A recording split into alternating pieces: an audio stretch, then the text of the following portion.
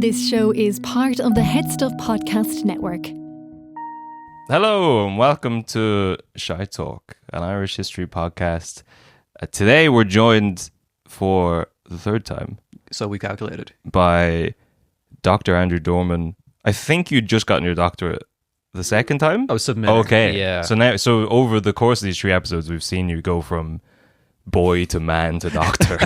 This is your final form. I think I'm officially considered an early career historian now, which is incredibly optimistic, suggesting I'm going to have a career. But I find that it's a fun field to be in. We were just talking about aging there before we started recording. History is a fun field to be in because we're young bucks. Yeah. You know, in every other area we're slowly dying and becoming irrelevant. You move into the history field, you're a young whippersnapper with crazy ideas. Yeah, it's great. It's great. I was at a conference once where the keynote speaker spent 50 minutes telling all the young historians how they'll never be good as the historians that he worked with. And he did a photo montage of all his favorite elderly white dudes. That's great. Oh yeah, this is very motivational. Thanks, man. Yeah.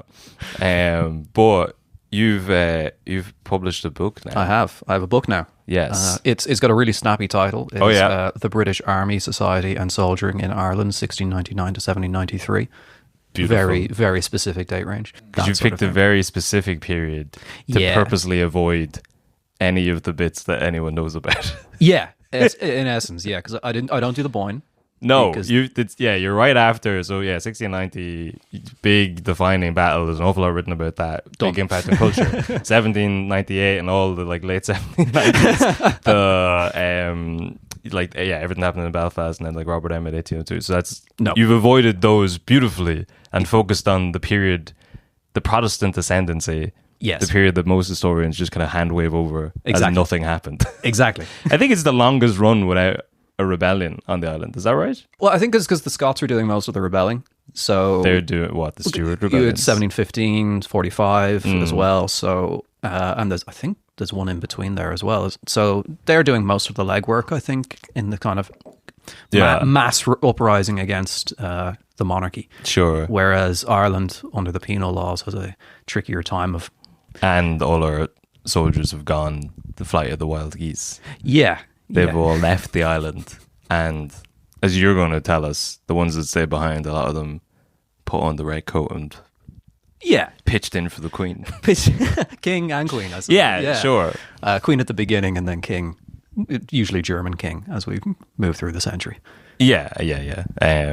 That Blackadder clip where he's describing, I'm as English as the Queen. Oh, so you're married a German, your dad's a German, and you're after, you know, that, but better written by Etonians. Look, I'm as British as Queen Victoria! So your father's German, you're half German, and you married a German? No, for God's sake, I'm not a German spy! Good, thanks very much. Send to the next man. So do you want to talk us through, why did you pick this period? Yeah, so when I finished my master's, which looked at the wild geese, and specifically the ones in French service, I took a year to figure out what I wanted to do with my life and worked in a games workshop, which made me realize I didn't want to do that for the rest of my life. Which games workshop? The one in Dublin. Okay. Yeah. Oh, you like the one on Liffey Street. On Liffey Street, yeah. Which was fun. Yeah, just at a shot here is a big box of Corkazon, which you were very excited by. Oh, hell yeah. I left it out like bait when I knew I was going to tidy it away as Andrew would like this. Yeah. I am... it's in my eye line. I'm just kind of like a mouse with cheese. Yeah. What he needs is a really nuanced board game. The expansion pack. Oh my God. No. It's so sophisticated. Some of these are banned in the French professional circuit. Oh, is there a professional? I'm not going to get into There definitely is. Yeah. They play with giant pieces, but go on. Yep. It's up for the spectator. You know, they need. Yeah. You talked about hurling being a spectator sport. Yeah. Try French Carcassonne. Or as they call it, Carcassonne. Yeah. But so I... This is going to be these are always the nerdiest episodes when we have you. Thanks. I swear I'm cool. I play the guitar.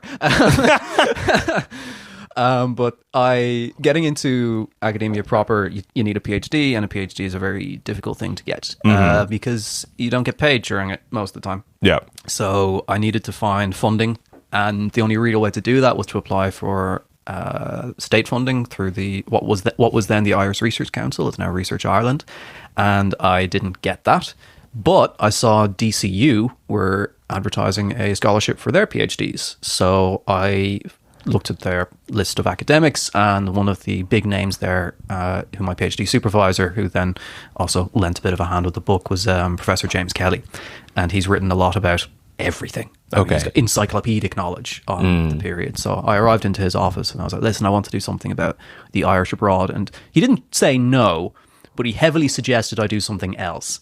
Yeah. And he did point out that there was a gap in the market and no one had really looked at the garrison in the 18th century, that people had looked at it from the perspective of them as an oppressive force on the people, and people have looked at it as a state operations sort of thing, from like, as an expenditure, as an expense for the state, but no one had looked at their experiences and matched them to the people's experiences. So that kind of was the genesis of the project. So it's not that it chose me, but it was selected for me. Well, he sold you a lemon. You walked in and was like, I want to talk about the fighting Irish abroad. He's like, no one's ever done a history about how the British felt during arguably the most boring period.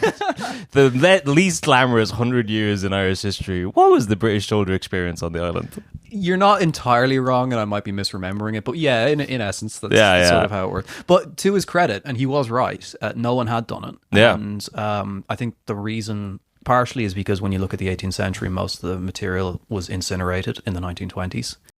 During the Civil War. So, Lucky you. Yeah.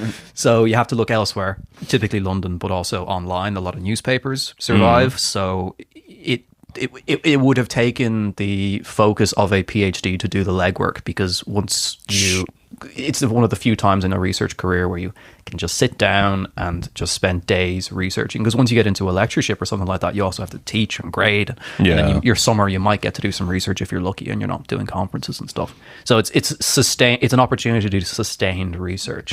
So I was able to put in the legwork, do the groundwork, and look at a lot of old newspapers and produce that. A beautiful piece of... Well, this is... you're doing a book launch in DCU this week, are you? I am, yeah. So... This is one of the rare occasions where this episode will actually be out before the thing. Oh, wow. It's going to be out Get tomorrow. down to it. It's on in the... Yeah. It's in the Belvedere Library at 6 o'clock till 7:30. Yes. I think. On Thursday? On Thursday. Yeah. Yeah. Which is this Thursday. Please email me if you want to turn up, because I need to know how much wine to buy. See, there's going to be free. It's going to be a wine and cheese academic affair. But there'll be a significant discount. I can't advertise what the discount's going to be. Yeah. There'll be a significant discount. Yeah. We don't need to talk about the sticker price of the Please book. don't. We don't. Yeah. Please don't. But it'll be significantly more accessible. Yes. That was remarkably diplomatic. Yeah. That's one of the few bits of marketing I lodged in my brain. You don't call something cheap because it sounds cheap. Yes. We want to cheapen. No, all exactly. The work that went into More it. accessible. Do you call something expensive? It's Yeah. Then it's premium. Then it's Then it's premium. premium. Gotcha, Yeah. okay, Luxury. luxury. Yeah. This is luxury research right here. Well, what do you want to give us a preview of what are you going to be talking about on Thursday? Not a huge amount. Okay. So the book launch, we were doing almost like 7 minutes of thank yous. And Fair that sort of enough. thing. It's not so much a lecture as it is like stand around, have a Yeah. chat, and if people want to chat to me directly, they can, and I'll do a little bit of. I think Professor Kelly will do an introduction to the book itself, so he'll do most of the talking. Yeah. And then I'll say cheers for coming. Will you read a chapter from the book? And Hell if no. so, which chapter? Well, there's so many to choose from, so it's all so exciting. No, I don't believe in that sort of thing. I always found that a little bit weird when the author does that, because I mean they may not be a professional voice actor and they might actually be underselling their own. No, Yeah. but you'll love it though, because the amount of book launches I've been to, and you get captive audience. Yeah. Where people, they are drinking, but no one's going to the bar. Yes. It's like, as a comedian, I think I'd love to do a book just for the launch. It's the easiest set you're ever going to have. People laugh at every joke, like no matter what it is. We'll do a book launch. We'll do a book together, Jason. I don't know what it'll be about, but a picture book, a pop-up picture book. British soldiers through the ages. But you were saying before we started recording that you're getting a bit of pushback from a re-evaluating of Ireland's role in the British Empire. yeah. The Academy has some things to say about it. I think so. Again, how do I make this accessible or diplomatic or cheap? Yeah, or cheap. In the book, I talk a lot about how many Irish joined the British Army in the 18th century, and it swung from anywhere between 20 up to 40% in some cases. Some regiments at up to 70-80%. And then the cavalry, who didn't really leave the island very much at all, were in the 90s, like a really high percentage. Now, those were mostly Protestant boys' clubs for like the local gentry, but a huge number of normal people did also join the army of all denominations, even though they weren't technically allowed to. So it was a viable career path. A lot of them took it, and figuring out why they were taking it or assuming they were taking it for a certain reason is problematic. You can't just say, well, if they enlisted, they were pro the crown, pro the establishment. There was probably more to it than that. A lot of them are joining to clear gambling debts, or because they need regular food, and the army was a regular source of sustenance. Now, there's a systemic issue as to why they may not have food. Sure. But nonetheless, the army giveth and the army taketh away. Yeah. Or enabling the taketh away. Sure. But there's also a famine in the 1740s, so it's entirely... Yeah, the Great Famine gets a lot of press, but there are a lot of other smaller, very disturbing ones scrappy, as well. up-and-coming famines. Yeah. The young famines. They walked so that it could run. Yeah, exactly. But, well, luckily, touch wood, it was the last famine. So, it gets a lot of the press. But, you'd imagine it's a steady career. You do the old classic of you get to see the world, I suppose. A lot of travel. It's a living. And there's a really interesting pattern that we see. So you mentioned at the beginning, a lot of the soldiers went to fight for the French during the Flight of the Wild, or the Spanish in the late 17th, early 18th century. We can see that as French recruitment becomes less accessible, more join the British Army. Like, there's definitely a relationship there. Okay. So it is a matter of accessibility and convenience. And once Catholic and Protestant recruitment is sanctioned into the British Army, very few are crossing the English Channel to get to France. Yeah. So it is more a case of, well, I can become a soldier here, or more conveniently, I can enlist down the road. Locally, yeah. And why? Yeah, because the penal laws technically would have kept Irish people out of, or Catholics out of any position that would have had them near guns, basically. In theory, yes. Yeah. But like everything, it is a lot looser than it seems. Yeah. Because armies need soldiers. And in this particular case, the army, as it was in Ireland, was... It's a garrison, and it is there to make sure that the state operations function as they're supposed to. But also, it's a barracks for the empire. So regiments are very quickly taken from Ireland and sent elsewhere.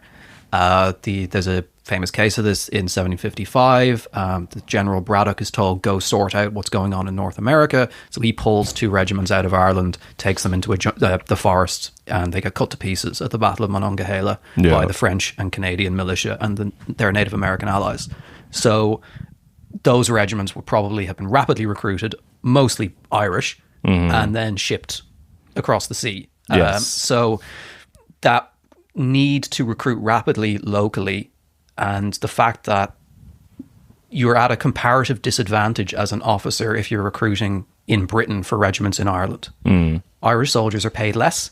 So if you're an English farmer and a regiment from Ireland approaches you and says, I can pay you 6 pence a day, and the English regiment says, I'm going to pay you 7 pence a day, you're going to go the way the money is. Yeah. So you would struggle to recruit in Britain. You're naturally going to recruit locally. So there's a load of reasons why. And some of them, they'll do they have clever tricks where they'll ship them over to Scotland and list them as Scots and then bring them back. So it's an accessible pool of manpower. So it's in the army's interest to recruit locally, even though technically, we're arming Catholics. And so the state mightn't have liked it, but the army didn't really care. Yeah. At the end of the day, if they can follow orders, stand in a line and get shot at, big thumbs up. And even if you got one of those 3 to getting shot at, that's pretty good. That's pretty good. And the Irish in this century do a pretty good line in fighting generally. Like, the quality of the soldiers is seen as quite good. The Spanish thought that we could march for days on very little rations. We're kind of shock troops in the French service and did very well there. And then the Irish regiments in British service slowly develop their own identity. And by the Napoleonic Wars, you have dedicated Irish regiments with quite a strong Hibernic sort of you're narrowly avoiding the Napoleonic Wars in this book as well. Yeah. Too glamorous. It's been done. It's been done. It's been done. Yeah. I mean, Ridley Scott, after that, you're like, what more needs to be said? When such a beautiful opus, there's no point following that. I mean, this is it. Yeah. Was I there? Was I there? I can't. Is that? I don't know. Is that a true quote from him? But did he say something like? Oh yeah, he said that "Fuck you, history nerds." Historians shouldn't criticize my movie because were you there? We don't know what happened. We don't know what Napoleon did. As it happened, we do. He wrote it down, as did loads of other people at the time. Maybe he did shoot cannons at the pyramid. There's literally no way to check. Yeah, but because if you open it up to that, then he could do anything. Like, he could just fly off in the end. He could still be living. He should have. Yeah. It would have been a better ending. Yeah. Oh, I have so many issues with that film. I came out. I saw it with a friend of mine, and I walked in the wrong direction from my house because I needed to decompress and rant at him about why this film was so terrible. I did the same thing with the first Joker movie. But it was historically inaccurate. As I think, again, before we started recording, we were talking about getting back to the your assertion. Well, yeah, you're talking about maybe the less glamorous side of Irish military stuff. We were talking before about Arthur Wesley, Wellington. It's a classic example of he's up there probably with Nelson in terms of defeating Napoleon. That's a big one in the British pantheon of, success things they like banging on about. There's the World Cup, World War II, and then Napoleon. Definitely for people, is like a big victory. Yeah, and Wellington is a big hand in that. Dublin-born man. There's a massive obelisk to him here in Phoenix Park. Yeah, not much. We don't talk about him much. Certainly don't celebrate him. No. I would say, and I suppose the political side of his career later on. Now, I'm getting out of my comfort zone. Yeah, so this is squarely after 1793. So sorry, but as he is prime minister as well, like, I wouldn't say he necessarily forgets his Irish roots, and he does. Yeah, like his politics are a little more pro Ireland than some of his compatriots, and obviously you have to bear in mind the time in which these things are being. No one's going to come in with sweeping reforms and grant Ireland its Republican status immediately. Like, that's still operating. He didn't get in and then immediately unfurl the tricolour, which didn't exist yet. No, it's very too far too French. Too far. Yeah. Where the tricolour is probably 1830s. That could be. Yeah. Again. It's after 1793. I'm sorry. Exactly. Who cares? Yeah. That's too.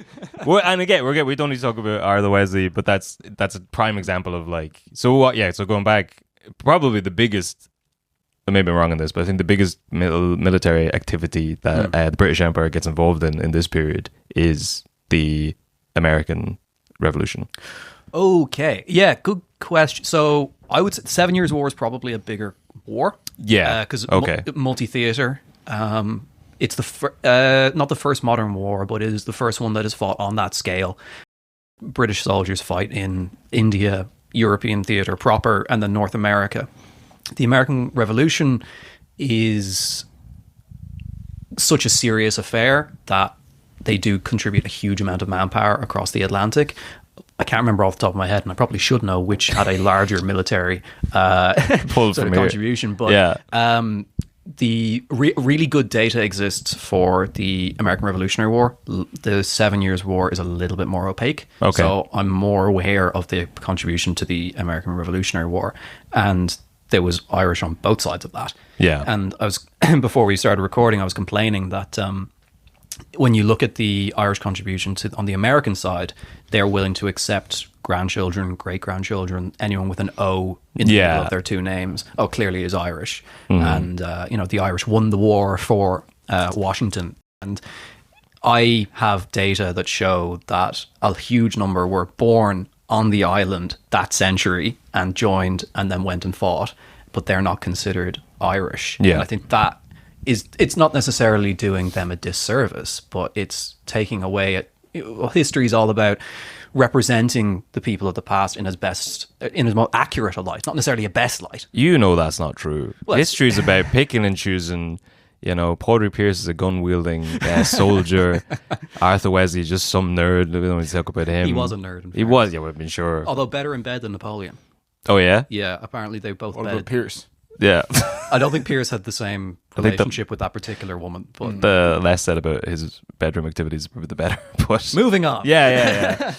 But I guess, so the overall, the point I'm getting at, I guess, is that we've talked about this a few times on the podcast, but Irish people, we just pick and choose who is Irish and who is British. If they've done anything bad anywhere around the world, British. If they've done anything good anywhere around the world, Irish. Yeah. And this is a part that isn't really talked about in last week we were doing an episode on Norad, and there was an interesting quote. I can't remember the guy, but at the start of the documentary, he's saying that Irish Americans spend so much time trying to get into the mindset of get in touch with their Irishness, understand Irish people, understand Ireland, and Irish people never put any thought into understanding the Irish American experience. Which is true. Yeah. Well, it is interesting, but it's the same for you, like any of us, like Catholics and Protestants. So we were like Irish Catholic. I don't know. I've never been to a Protestant mass. I don't know what it is. Yeah. I don't know what they do. It's pretty similar.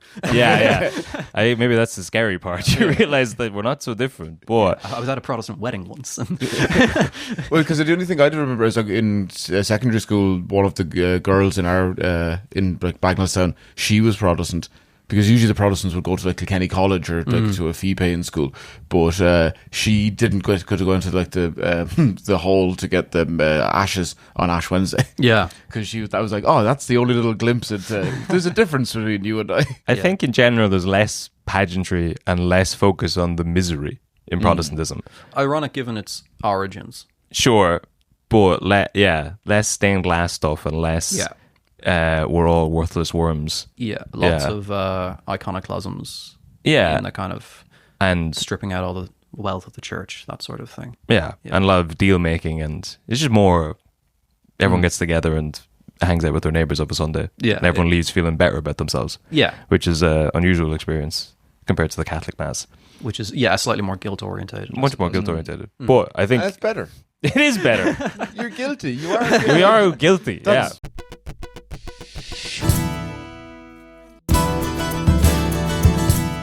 But I've gone way off the point of the Irish American experience. Yes. They have a whole different identity and a whole different kind of culture, and like obviously the Irish fighting in the Civil War and then the War of Independence is a big part of. I can tell by your face there that maybe there's some interesting data on that other one as well. But like that's a big part of the Irish built the country and helped free it and helped win the war or whatever. Yeah, but there's not much focus put on the other side. Just don't ask who they voted for in the election during the American Civil War. The Irish regiments universally voted against Lincoln. Okay, they were all voted for McClellan, and as far as I can, because I guess. There was a huge number of Irishmen fighting for the Confederacy, and Catholicism was a little bit more acceptable in the South, generally speaking. So a lot of the migrants would have had it there. But then during the Civil War, the Irish Brigade, who obviously suffered huge numbers of casualties and fought very hard, politically was quite, I wouldn't say pro-slavery, but they... You can say anti-slavery. Yeah. Well, I don't think I would. That's the thing. Like, I wouldn't want to speak too much of, again, a period that I have an interest and looked into, but not studied extensively. But there's problems there. Yeah, I think the number is, I think it's like 30-70 split of Irish on fighting for the Confederacy and fighting for the Union. Yeah. And a lot of that is, well, no, I don't know. Part of it is geographical. Yeah. A lot of Irish people are going to land naturally in, New York, Boston, those areas are going to be, if you're signing up with a regiment, again, those are the local ones. But there's more of a, we were heavily, more on the good side of that one, I guess. But it's plenty of guys who switched. There's a lot of people on both sides, but going back to... They're wearing the right uniform. Sure. Possibly for the wrong reasons. Yes. Yeah. I mean, if you poll them about their opinions about slavery, who knows what the answers would be. But... yeah, that one maybe that's more leaning towards the good side of that fight. But yes, the back into the the book, right? The back into what is covered in your book. Yeah, the American War of Independence. What was the split? So I don't have the percentages off the top of my head for the American side because of the whole generational thing I said before. Yeah, sure. I wouldn't know how many first gen or second or third, like what the breakdown is. But looking at the Irish regiment or the regiments that come from Ireland or come via Ireland, there's lots of rapid recruitment, and then they're trained quickly or trained on the way and then shipped over. Some of the regiments hover around 20 to 25%. Others are as high as 40%. Some again. The ones that are maybe garrisoned here and know the area and know where they can recruit, get up to 70. And then a lot of the reserves that are sent to reinforce regiments are just rounded up and dispersed. So you'd have huge numbers crossing this. And some of the British commanders get quite annoyed about this. It's like, will you stop sending us untrained Irishmen, for God's sake? Like, please send us someone who knows how to hold a gun. For some reason, none of these Irish people have seen a gun. I can't imagine why. So that it's a very significant contribution, I think, is the crux of the matter. And the nature of the fighting as well, it's not a huge cavalry conflict, so it's mostly infantry fighting these sort of either line engagements against a rapidly modernizing American army or trying to chase down Mel Gibson in the woods. Nice. So that's another thing actually that annoys me about that film. Don't you speak a bad word of it. I'm going to speak a lot of bad words about Mel Gibson, but not Mel. Not Mel. You know, like The Patriot? The Patriot has so many issues. The one... number one. How could it get any better? Where's the sequel? But the fact that the British team in The Patriot, there's one American. I mean, there was a huge number of loyalists who fought in redcoats against the revolution. I think only 30. And then there should be loads of Irish and Scots, which aren't acknowledged at all. Yeah. And, but the bit where he loads his gun and he puts it in behind a different tree. So it's a cool movie. You're completely ignoring the rule of cool. You're getting too bogged down in facts and history. But that's what annoys me so much about Napoleon, was that it couldn't do that. It's a bad movie. Yeah. The Patriot is a great movie, historically problematic. Yes. Napoleon is a bad movie, historically problematic. Dunkirk, somewhere in the middle. A middling movie, historically also. Alexander, historically accurate, mostly-ish. Yeah. Not a particularly good movie. I haven't seen that. It's the Colin Farrell one? Yeah. Oh, what's it called? Alexander the OK? I don't know if these cameras are on, but it's an interesting... again, the Irish-American experience is just an interesting element that they will obviously naturally glorify the people of third or whatever generation Irish descent who fought on the winning side, and then ignore. Well, that's probably because that's how close they are to their original. But it is also. Well. I mean, I know we're joking about movies there, but it is also like literally that's what everyone does. Like Dunkirk, and we're looking at a breakdown of like when they do pan overs of all the people on the beach, and they're all white English men. Yeah, and it's completely ignoring. There's a world war. There's people being drawn in from all over the world, even all over the British Empire. And then what wasn't the captain? It was Canadian, was he? And then they just rewrote him to be probably. I think they changed it. It's just even within the confines of like, they're all part of the British Empire. It's like the British Empire was huge. Yeah, and there's lots of people from all different walks of life in that, and then they've still just like, it's all men from Sheffield. Yeah, anytime anyone does anything remotely Roman, the same people complain about that. So, sure. The Romans were white. Like, yeah, they also own North Africa. Yeah, exactly. If you look at the fucking, it was the whole, everyone who would go on to be the French, the Germans, the Turks, the fucking Carthage. Yeah, everyone was in the empire. It was like, no, they were just white men with English accents. Not even, even like fucking, Sicily is just a melting pot of the four empires around the Mediterranean. But anyway, that's more about representation. We're solving historiography at this point. But if you put any diversity in any movie, it's woke nonsense. Of course. Yeah. Of course. But throw a few Irish accents into something. Yeah, and throw them on both sides. Yeah, exactly. We fought for... I'm fairly confident. There's a very good Al Murray bit where he talks about how... There's a lot of good Al Murray bits. Yeah. Where he talks about how Britain has beaten every country in the world. And he has the audience shout suggestions and he'll explain how Britain defeated them. And he can do pretty much every country. Mm-hmm. I'd be confident that we have punched every country in the face at some point. Oftentimes in someone else's service. Sure. We've done a lot of fighting on both sides of lots of conflicts. Yeah.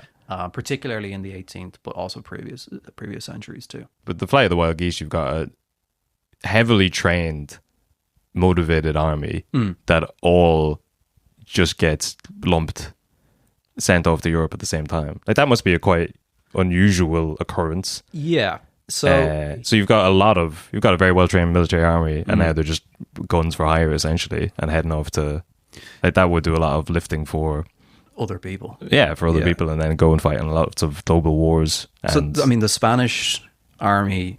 There's a strong connection there going back prior to the flight of the wild geese. Yeah. They were meant to fucking sort us out. Exactly, and they never did. And they never did.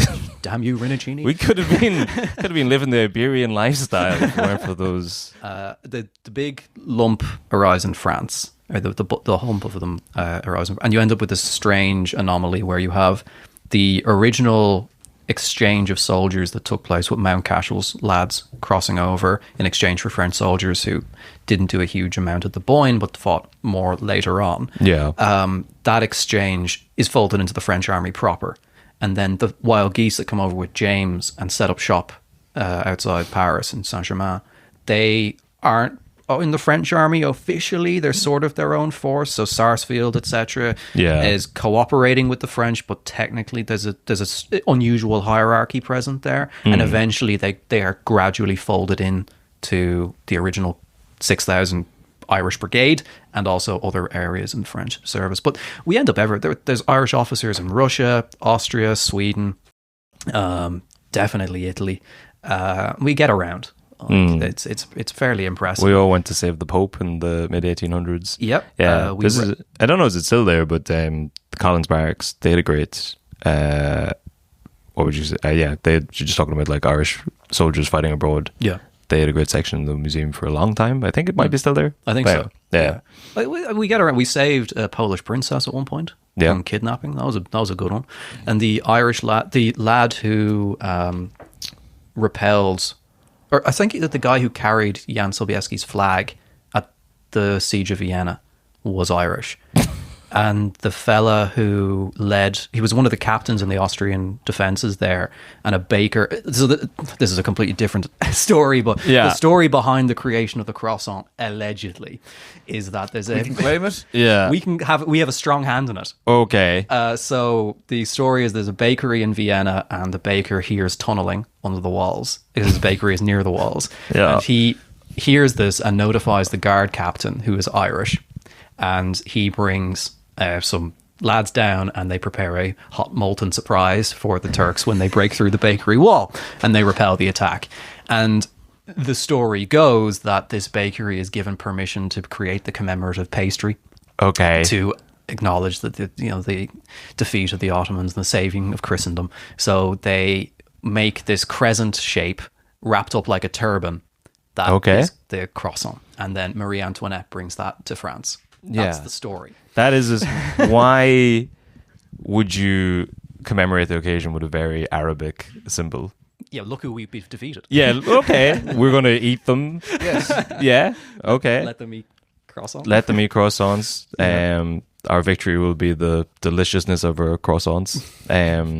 Okay, I'd say 100% confirmed fact. We'll take it. Yeah. We do love claiming random topics that no one's really going to look into. Yeah. But we don't do it when it's if it's related to the 18th century, because that's when we were in the dark times. We don't do it if we're fighting for the British and then you just ignore it. Because in the Alamo, there's is it 6 or 7 guys that were Irish? Sure. And no one claims it because they all have double barrel surnames. Yeah. And there's probably a lot more lads fighting trying to get into the Alamo. Oh, yeah. Yeah. I mean, sure, we've got a great relationship with the Mexicans, as we well know. Yes. Oh, that's the anniversary of that is soon, or this week. Yeah, San Patricio's is early May, I believe. I know that's outside the remit of this book again, but because again, you did pick all the interesting bits are outside of this. But yeah, that's late 18. It's after the famine anyway. Yeah, Irish people go over, they join up with the American soldiers. Jack Hester has a bit about this. Yes, yeah, which I'd written the same bit, and I don't know if I saw. Oh, I have as well. Yeah. for a second, I was like, "Fuck!" Did I just see Jack do that? But I think it's just a historian nerd joke. It's a great one. It is funny, but it is essentially Irish people head over after the famine, but there's also lots of Irish people in the American service anyway. They join up with the military. The big war that's happening at the time is the American-Mexican War. They march down to the border to look at the enemy, and wouldn't you know, the enemy is very attractive, also Catholic Mexican Spaniards, and they've got great food and great women and great music, and all the Irish, well, enough of them change sides and set up the Saint Patricio Battalion, which is still celebrated to this day. There is a movie about them as well, which isn't... Oh, yeah? It is, yes. How accurate is that? I don't know enough about the conflict to comment. Yeah, okay. Which is me being... Yeah, that's very diplomatic. It's a made-for-TV movie. That's always a good sign. There's two, because I have it on a list for our film clubs. Oh, yeah. It doesn't bode well for the film club that it's made for TV. We've some of the best ones we've... Honestly? Indiana Jones, the TV show. There is a TV show? There's a TV show, and it's... Young Indiana Jones. The Chronicles or the Adventures. Yeah. But actually, it's old Indiana Jones telling the story to Idaho Jones. Well, it's from the 90s, I guess, so it completely disregards any of the movies that did with Shia LaBeouf. But, because in the movies, does he end up in space? I haven't seen the last one. I feel like there's aliens involved. I think so. Yeah, and which people thought was a bridge too far. Then it goes into Star Wars. I think so. Yeah, that's the extended Han Solo universe. Yeah. The Young Indiana Jones Chronicles. He comes to Dublin just in time for a little thing called the 1916 Rising. Interesting. He's hanging around the week of the Rising. He meets Sean O'Casey. I think it implies that he helps O'Casey write Juno and the Peacock, maybe. I think he gives him a hand with a draft or something. He becomes friends with... Do you mind if I join you? Suppose we do. Sean, don't be such a grouch. You're more than welcome. Thank you. I'm Indiana Jones. I'm Maggie Lemass. Hello, Maggie. And this is my friend Nuala. Hello. And this is my brother Sean. Hi. Don't pay him any mind, Mr. Indiana. Indy. He's in an awful black mood today. Maggie, shut it. I will not. He tries to ride his sister, but he won't. He doesn't go off with Sean Lemass's sister, and then later on, Sean Lemass fights Indiana Jones because he won't go off with his sister. Yes, interesting. Because he's not interested in her romantically. And is this so tied they fight into, over that. Is this brought into his later economic policies? Yes, I think a lot of it is based off of his... They become firm friends. Oh, interesting. And he learns that in former allies, there might lie future prospects. I feel like that's... Roll credits. Roll credit, yes. Yeah. But, that's a bizarre little... I think there was something like... But he's on the side of... I think he comes around to the idea of the Rising. He's like, the guys are A-OK boys. They're swell. But then the next country he goes to is England. Because I haven't seen the episode. But in that series, you'd surely be like... Well, he should continue the Fenian ways over there then. Well, he doesn't have a lot of countries he could visit in 1916, I suppose, from Ireland. No. He travels around the world, but I think there was some connection with like the people who wrote it were the Irish one I think is meant to be very heavily... who wrote that was like one of the heads of the Abbey. Oh, that was, yes. Right. Yeah. So it's... I think a lot of the other ones kind of... This one is like quite, if not historically accurate, historically intense. There's a lot of... A lot of the other ones are just like, He goes to France. Look at this croissant. Yeah. An Irish man. Do you know the origin of that croissant? Yeah, allegedly. Yeah. But what other big conflicts were during this period that we wrote in? So kick off with the War of the Spanish Succession, which starts because Charles II of Spain is catastrophically inbred. His autopsy reads like body horror. It's insane, like little black heart and like blood that's like pus and all this stuff. So anyway, he's a product of Habsburg inbreeding, and France wants to put their candidate on the throne of Spain because that would stop their southern border from being threatened. Yes, the Austrian Habsburgs want to put Habsburg on the throne because they want to continue the very successful breeding program they've got there. So they have a fight over it, and the British army gets involved on the continent quite considerably through that. Duke of Marlborough plays a big role. A lot of Marlborough's aides are Irish and fight very well under his command. A lot of the soldiers, as in the book, are Irish as well. And a lot of regiments are raised here. Now, they're very quickly disbanded, but a lot of them are raised. And also a lot of barracks are built around the country during that time too, because they realise this is going to be a long-serving thing. So that's when you get, I think it's during that conflict up in, they might finish what is now Collins Barracks, or the Royal Barracks as it was back then. So that's the first one. Then you have a period of peace. Remarkably, and then they actually, at one stage, they give the French permission to recruit Irish soldiers, and no one tells the local sheriffs. So all these French recruiters come over and are immediately arrested. Sure.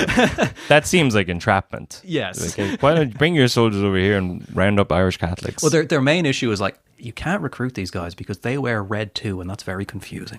Okay. So there's a lot of parliamentary discourse back and forth, but eventually they agree to allow the French to come and recruit in the 1730s, and they all get arrested, and there's a lot more letters exchanged to let them, out, because that was a bit of a diplomatic faux pas. Mm-hmm. Then the War of Jenkins' Ear starts, so-called because a British officer called Jenkins had his ear cut off. Yes.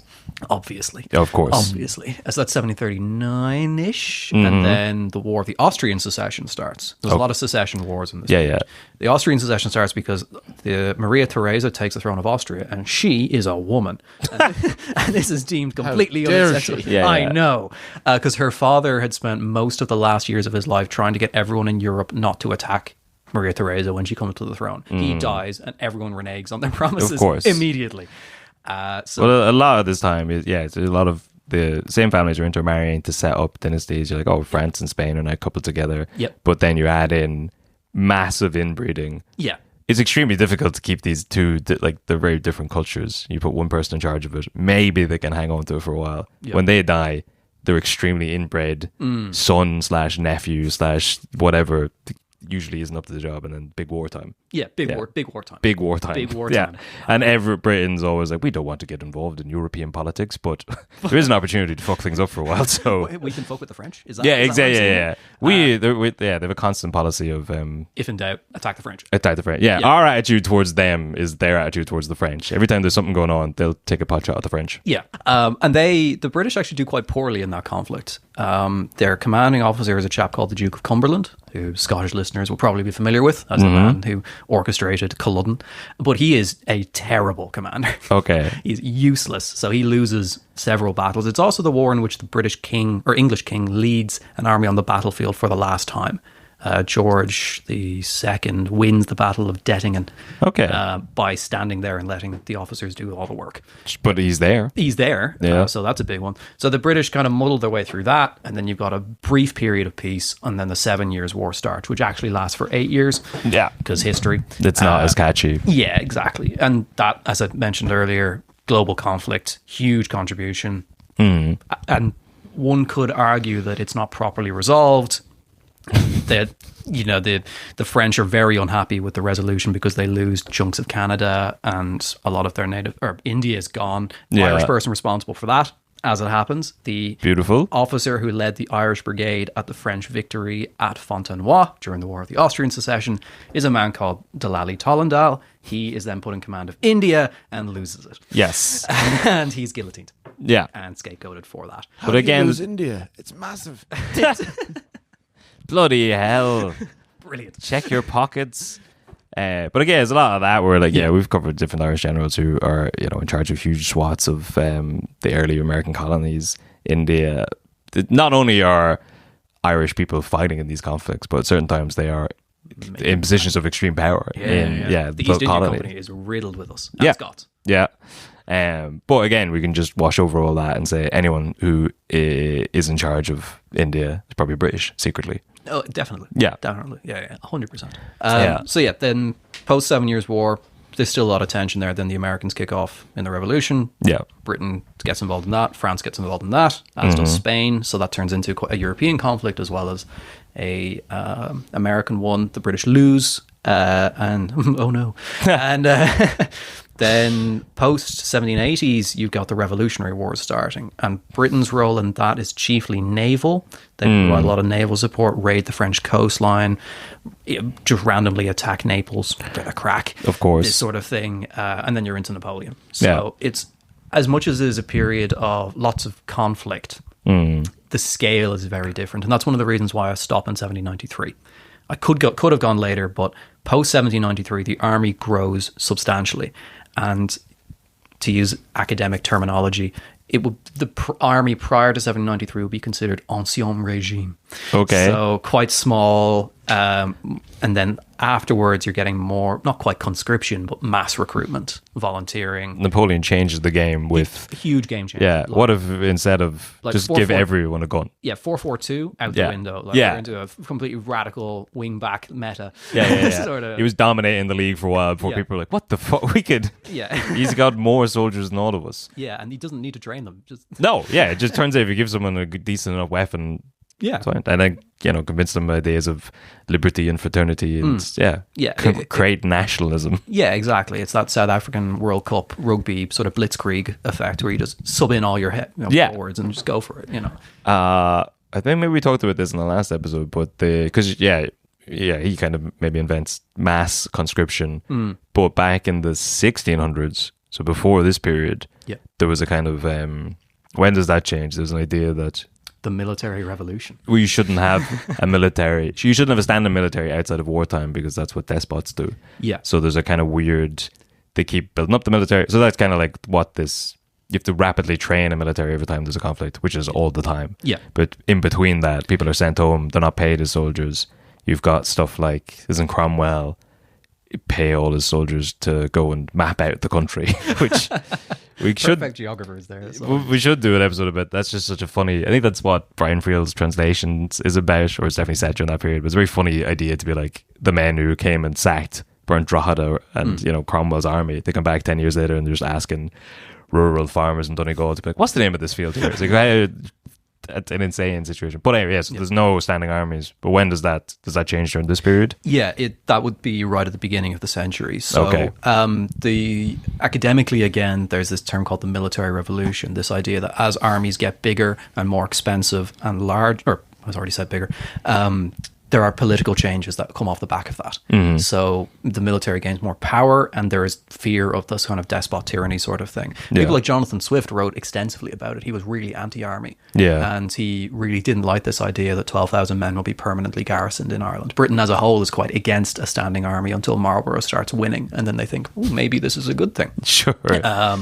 Administratively and militarily, it makes sense to have a standing professional force. Yeah. Prior to that, Royal Guards would sort of be the only real exception, and then say France might have like their Swiss Guards, and then the kind of French elite regiments would have some sort of consistency. But in terms of the oldest regiments, Spain has some, but Europe as a whole modernizes and changes in the 1680s into the early 18th century. When we're really getting everything is kind of like building up towards World War I and World War II. Yeah. You can over the couple of 100 years, you start to make changes of like, what if we have an army all the time? What if we start pulling in people from all around the world? What if we start fighting in...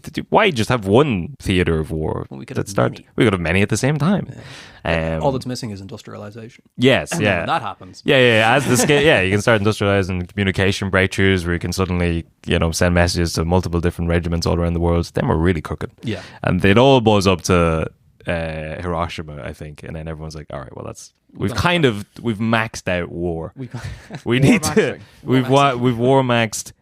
Let's dial it back a shade, and then drones. But it's a funny, you can see the building blocks towards just all out. Yeah, and like tactically speaking, armies, the threat is really, really like consistent. So yes, as gunpowder becomes more reliable, you see a switch to guns. The bayonet is invented, so suddenly you don't need pikes.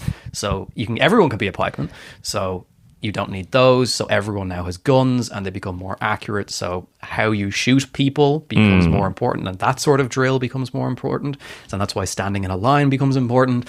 And then the Prussians realize that if you turn your men into automata, they're even better at that. So discipline and drill. So there's a really solid thread right up until Napoleon, who completely changes the meta. Reinvents the game. Yeah.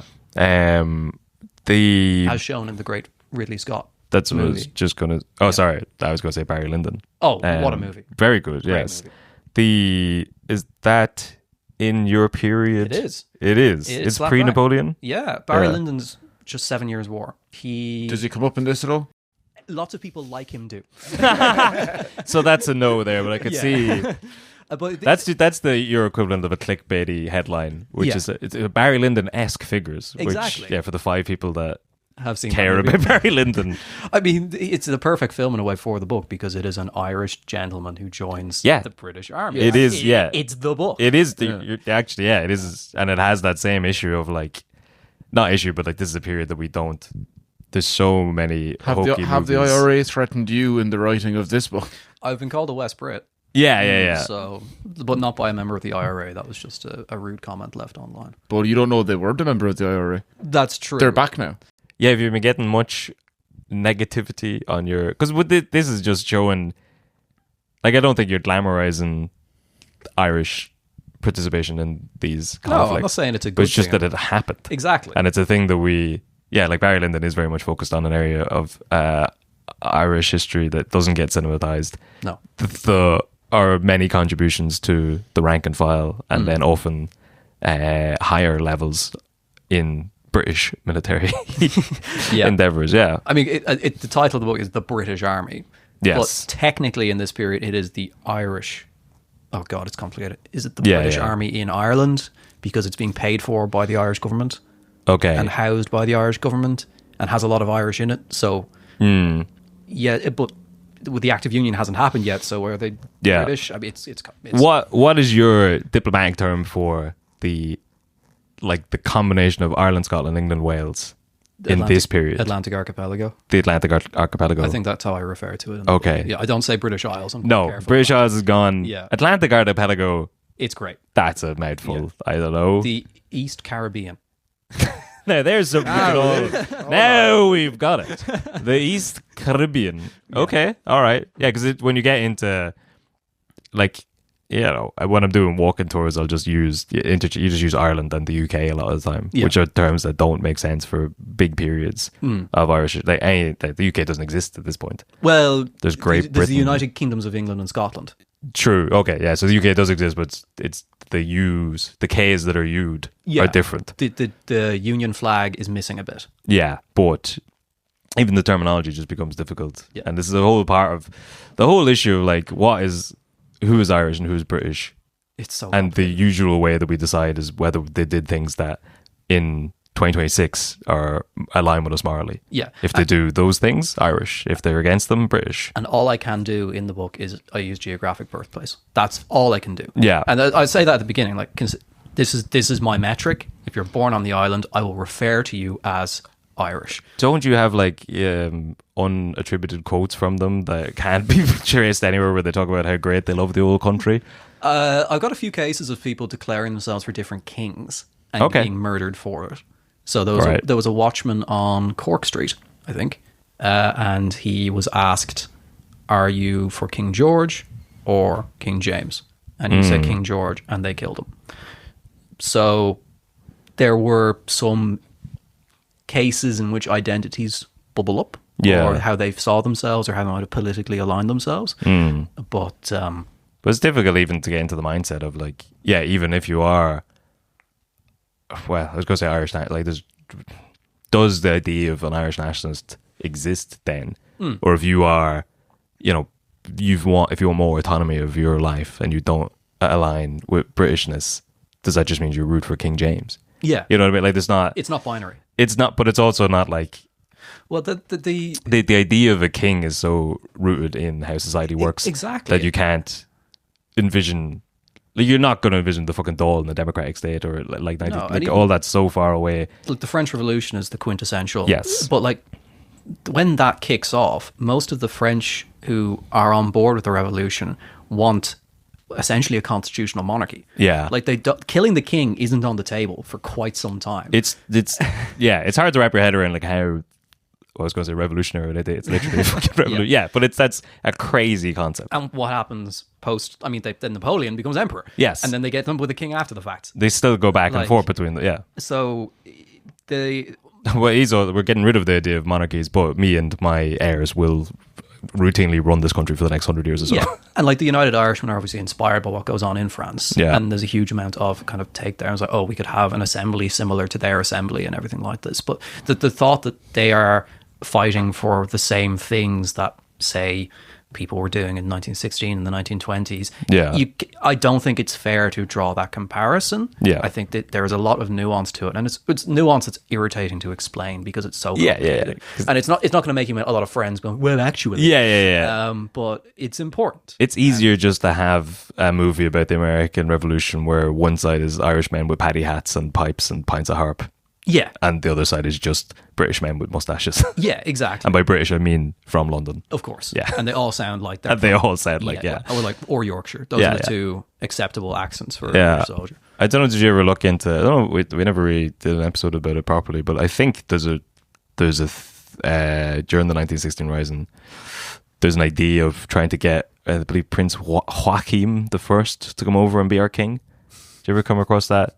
I don't think it's short-lived to get shot down, but again, it's even in the mindset of like this huge revolutionary period, you know, where you get like bringing in proto-communist ideas and really shaking things up. At some point, they're still like, well, we need a king. Yeah. So we'll get this guy, but... And I think that the grey is where the really interesting stuff is. Yeah. Like the black and white is all well and good, and that's usually what finds its way into and I don't mean this derogatorily, but like a Leaving Cert textbook will typically put things in very black and white terms. Yeah. And for a lot of people, that's where history stops.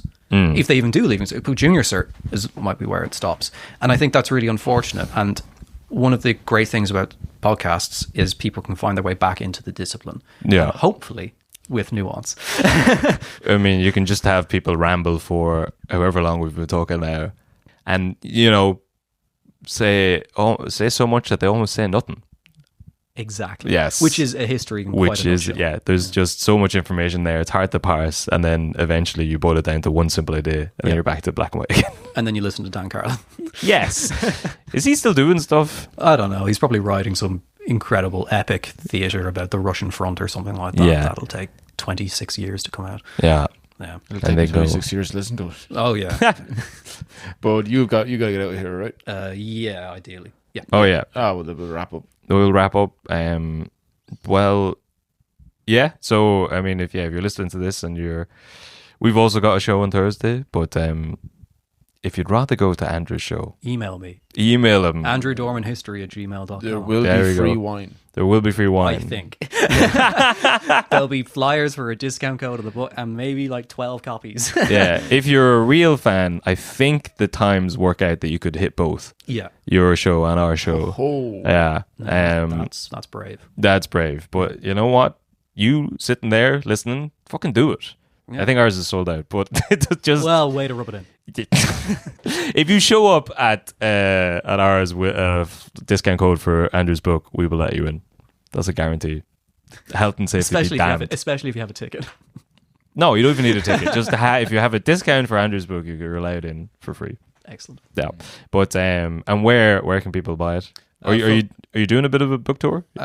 Ish. Yeah, this is promotion. We should have been doing the whole promotion. Oh yeah, What's your favorite chicken fillet roll? Fuck. I'm a taco sauce man. No butter, no mayo. Don't believe in that. Okay. No butter, no mayo. No, because the sauce alone is. Okay. That's I know you're trying to drum up controversy, but come on now. No, but there's enough moisture in the sauce. We don't need any of that other elements to compromise the integrity of the roll. The butter on. Okay, go on. It's yours. It's yours. And then it'll be on your head, be it lettuce and either sweet corn or peppers, depending. Because 2 toppings is usually within the price remit. Where you're allowed to treat yourself in 50 cents for an extra topping. Look, if a chicken fillet roll is already over $5, I'm not treating myself. It's treat enough. Yeah. Treat enough. I liked what that man said about how the Irish are secretly British, but wait, I had to turn it off after he started talking about no butter. No, he lost all credibility. Brown or white roll?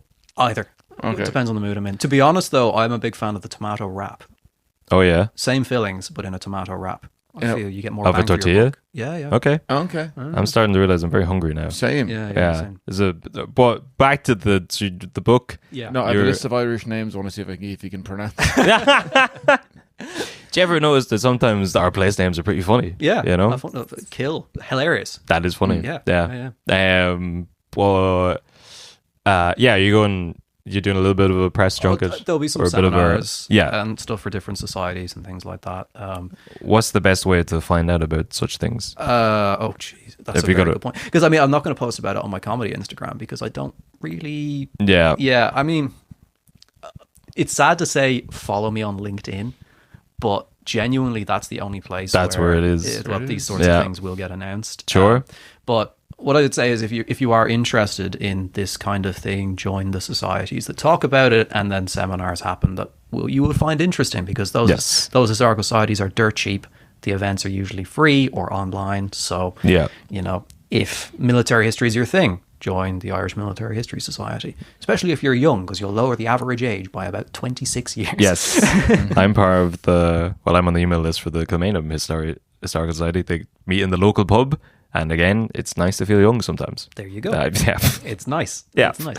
A jail or hospital? I think it's just the regular Kilmainham historical. I think it's just like the area. Yeah. Oh, fair enough. Yeah. They cover both the jail and the hospital. Excellent. Yes. Well, that's what you want. Yeah. The hospital isn't in the book. Does the jail feature in the book? No. Okay. Lots of other jail. Newgate Jail. Yeah, but not the famous one. No. I'm really selling this, aren't I? Have you seen Barry Lyndon? No. Well, it's like Barry Lyndon. What's the catchiest tagline you could have for the book? Worth the price. Worth the price. What's the sexiest selling point? I think it's a really interesting price. Yeah, for all the things we've gone back and forth on, it is very interesting to shed light on the not so black and white Irish contribution to British military expeditions in the century. But if you have an open mind, if you've got a closed mind, it won't open it. Read it. No, it'll make you very angry, which is good. And if you're hiring, well, just check it. No pictures.